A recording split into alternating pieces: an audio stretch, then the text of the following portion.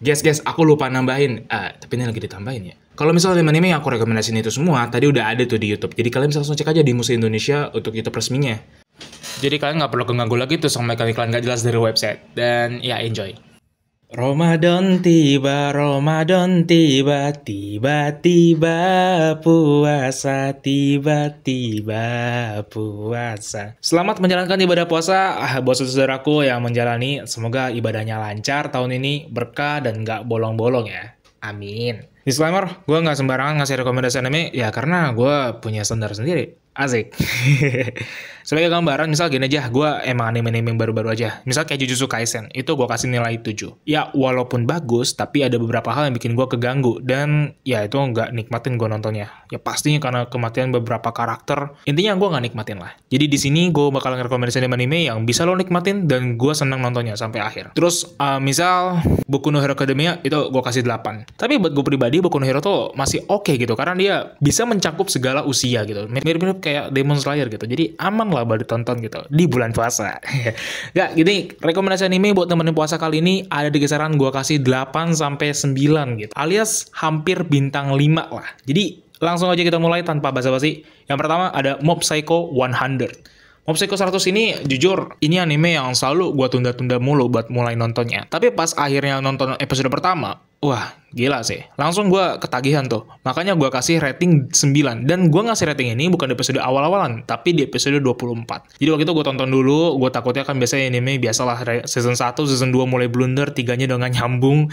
Terus ya ternyata Mob Psycho tuh nyambung gitu. Poinnya di sini adalah ceritanya tuh udah tamat. Jadi lo nggak bakal tuh digantungin sama ending yang nyesek atau nanggung yang kemarin gue bahas. Fokus utama anime ini adalah perkembangan karakter si Mob ya anak remaja dengan kekuatan esper yang luar biasa gitu. Tapi bukan cuma soal kekuatan, perjalanan emosionalnya itu juga berasa banget di sini. Ini relate banget sih buat kita yang lagi tumbuh dan berusaha memahami dunia. Kalau misalnya lo suka Boku no Hero Boku Academia, Boku no Hero Academia itu lo gue yakin lo pasti bakal suka Mob Psycho 100 karena dia juga mirip-mirip, tapi bedanya penyebutannya aja pada bakat dan esper. Dan bedanya adalah kalau Boku no Hero kan dia semua orang punya bakat ya, sedangkan kalau di Psycho ini emang cuma beberapa orang doang yang punya bakat itu gitu. Nah, yang lo catat adalah jangan buru-buru nilai anime ini kalau misalnya belum nonton sampai kelar atau enggak nonton minimal sampai 12 episode lah. Karena asli ringan banget dan ngalirnya tuh enak gitu. Plus komedinya tuh gokil abis. Kekuatan Mob Psycho tuh di komedi buat gue. Gue tuh jarang banget gue tuh ketawa gara satu film. Dan Mob Psycho itu gak cuma satu episode, berkali-kali gue dibikin ngakak. Jadi tanpa ragu nih, gue pede banget kasih rekomendasi anime yang satu ini. Belzebub anime ini juga punya vibe yang mirip-mirip ya, sama-sama penuh komedi. Buat lo yang suka nostalgia sama anime zaman dulu, Belzebub tuh bakal ngasih nuansa yang kayak gitu.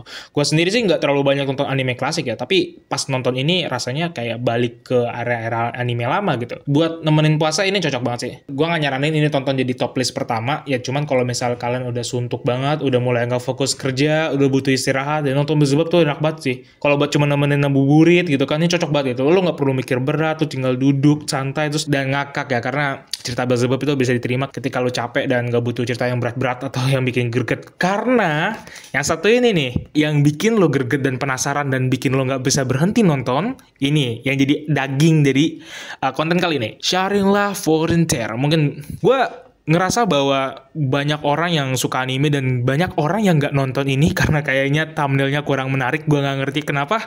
Gue tanya sebagian orang, teman-teman gue, dia nggak tahu anime apa nih tuh. Dan ketika gue kasih ini trailernya, terus dia kayak nggak tertarik. Makanya gue mau bahas ini di satu episode khusus. Tapi ya mungkin kedepannya gue bakal coba untuk ngebahas lebih lanjut Sharing Love ini.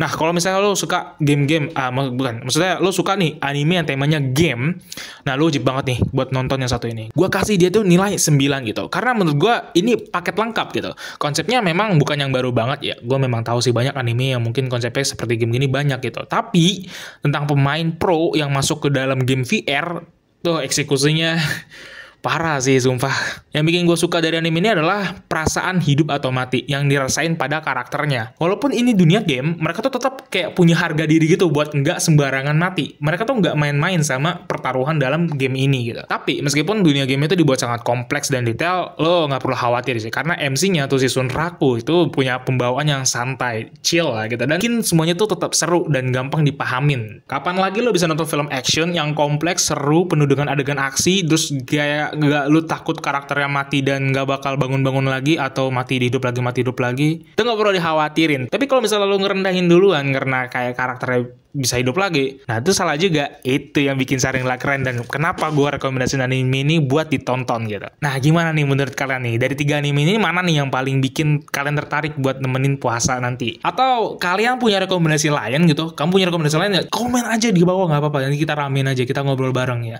Jangan lupa buat like dan share video ini ke teman-teman yang lagi nyari tontonan buat bulan puasa ya. Jadi ya, sampai jumpa di video selanjutnya.